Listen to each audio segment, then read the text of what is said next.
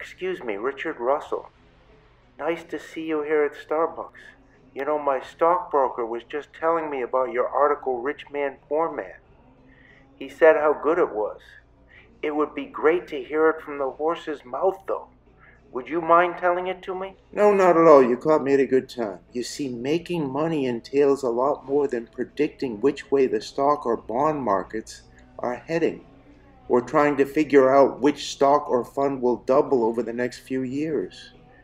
For the great majority of investors, making money requires a plan, self-discipline, and desire. I say for the great majority of people because if you're a Steven Spielberg or a Bill Gates, you don't have to know about the Dow or the markets or about yields or price-earnings ratios.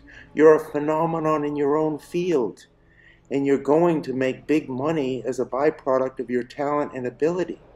But this kind of genius is rare. For the average investor, you and me, we're not geniuses, so we have to have a financial plan. In view of this, I offer below a few items that we must be aware of if we are serious about making money. Rule number 1 is compounding. One of the most important lessons for living in the modern world is that to survive, you've got to have money. But to live or survive happily, you must have love, health, mental and physical, freedom, intellectual stimulation, and money. When I taught my kids about money, the first thing I taught them was the use of the Money Bible. What's the Money Bible? Simple. It's a volume of the compounding interest tables. Compounding is the royal road to riches. Compounding is the safe road, the sure road. And fortunately, anybody can do it. To compound successfully, you need the following: perseverance. In order to keep you firmly on the savings path, you need intelligence in order to understand what you are doing and why. And you need a knowledge of the mathematics tables in order to comprehend the amazing rewards that will come to you if you faithfully follow the compounding road. And of course, you need time. Time to allow the power of compounding to work for you. Remember, compounding only works through time. But there are 2 catches in the compounding process. The first is obvious. Compounding involves sacrifice. You can't spend it and save it. Second, compounding is boring. I mean boring, or should I say boring until after 7 or 8 years when the money starts to pour in. Then believe me, compounding becomes very interesting. In fact, it becomes downright fascinating. In order to emphasize the power of compounding, I am including this extraordinary study, courtesy of Market Logic of Fort Lauderdale, Florida. In this study, we assume that investor B opens an IRA at age 19. For 7 consecutive periods, he puts $2,000 in his IRA at an average growth rate of 10%, 7% interest plus growth. After 7 years, this fellow makes no more contributions. He's finished. A second investor, A, makes no contributions until age 26. This is the age when investor B was finished with his contributions. Then A continues faithfully to contribute $2,000 every year until he's 65, at the same theoretical rate of 10% annual returns. Now study the incredible results. B, who made his contributions earlier and who made only 7 contributions, ends up with more money than A, who made 40 contributions, but at a later time. The difference in the two is that B had 7 more early years of compounding than A, and those 7 early years were worth more than all of A's 33 additional contributions. This is a study that I suggest you show to your kids. It's a study I've lived by, and I can tell you it works.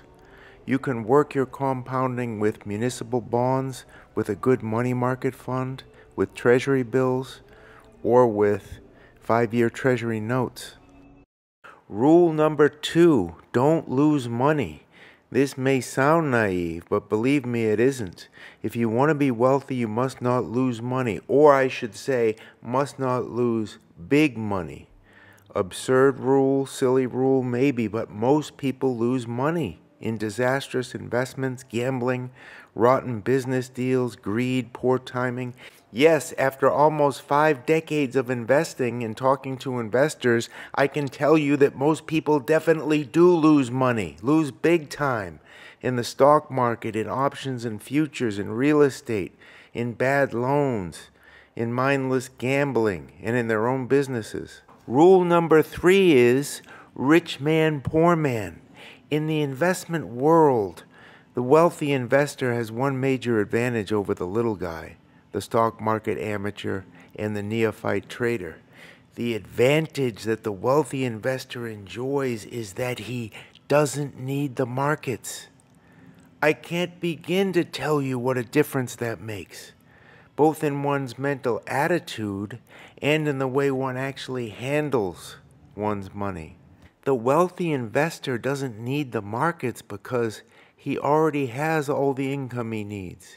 He has money coming in via bonds, T-bills, money market funds, stocks, and real estate. In other words, the wealthy investor never feels pressured to make money in the market. The wealthy investor tends to be an expert on values. When bonds are cheap and bond yields are irresistibly high, he buys bonds. When stocks are on the bargain table and stock yields are attractive, he buys stocks. When real estate is a great value, he buys real estate. When art or fine jewelry or gold is on the giveaway table, he buys art or diamonds or gold. In other words, the wealthy investor puts his money where the great values are. And if no outstanding values are available, the wealthy investor waits. He can afford to wait. He has money coming in daily, weekly, monthly. The wealthy investor knows what he is looking for, and he doesn't mind waiting months or even years for his next investment. They call that patience. But what about the little guy? This fellow always feels pressured to make money. And in return, he's always pressuring the market to do something for him. But sadly, the market isn't interested. When the little guy isn't buying stocks offering 1% or 2% yields, he's off to Las Vegas or Atlantic City, trying to beat the house at roulette. Or he's spending $20 a week on lottery tickets. Or he's investing in some crackpot scheme that his neighbor told him about, in the strictest of confidence, of course. And because the little guy is trying to force the market to do something for him, he's a guaranteed loser. The little guy doesn't understand values, so he constantly overpays. He doesn't comprehend the power of compounding, and he doesn't understand money. He's never heard the adage, he who understands interest earns it. He who doesn't understand interest pays it. The little guy is the typical American, and he's deeply in debt. The little guy is in hock up to his ears. As a result, he's always sweating to make payments on his house, his refrigerator, his car, on his lawnmower. He's impatient and he feels perpetually put upon. He tells himself that he has to make money fast, and he dreams of those big, juicy mega bucks. In the end, the little guy wastes his money in the market, or he loses his money gambling, or he dribbles it away on senseless schemes. In short, this money nerd spends his life dashing up the financial down escalator. But here's the ironic part of it. If, from the beginning, the little guy had adopted a strict policy of never spending more money than he made, if he had taken his extra savings and compounded it in intelligent income-producing securities, then in due time, he'd have money coming in, daily, weekly, monthly, just like the rich man.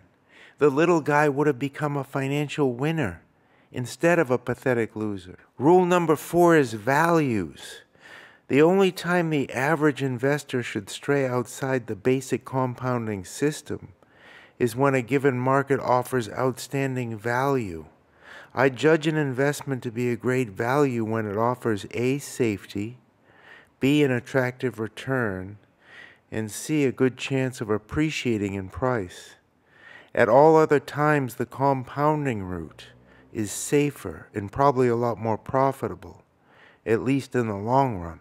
Well, thank you very much, Mr. Russell, for taking the time to explain that to me. It sounds like sound financial advice. I appreciate it. The little guy is in hawk. The little guy is in hawk up to his ears. As a result, he's always sweating.